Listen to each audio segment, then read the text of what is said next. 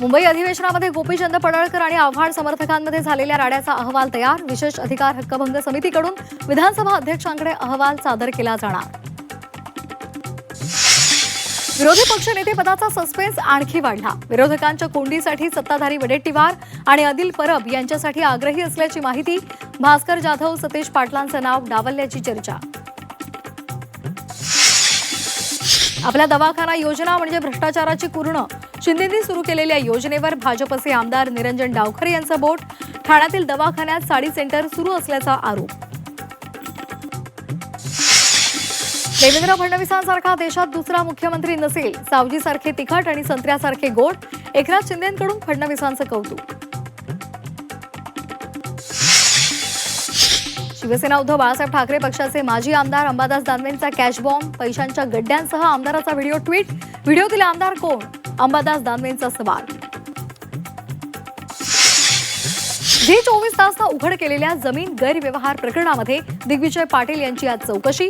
पुणे आर्थिक गुन्हे शाखेपुढे हजर राहणार का, याकडे लक्ष.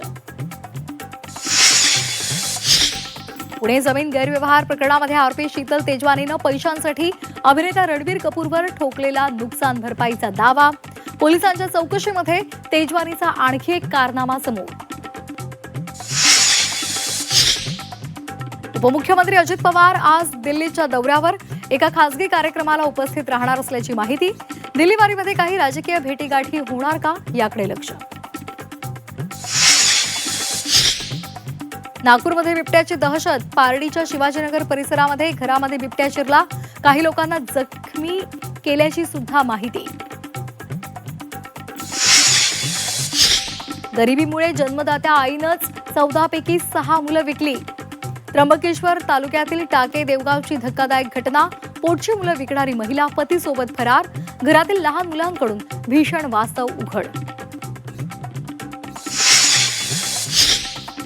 मध्य रेल्वे विविध मार्गांवर 76 हिवाळी विशेष रेल्वे गाड्या चालवणार. नाताळ आणि नव्या वर्षानिमित्तानं या विशेष गाड्यांचं नियोजन.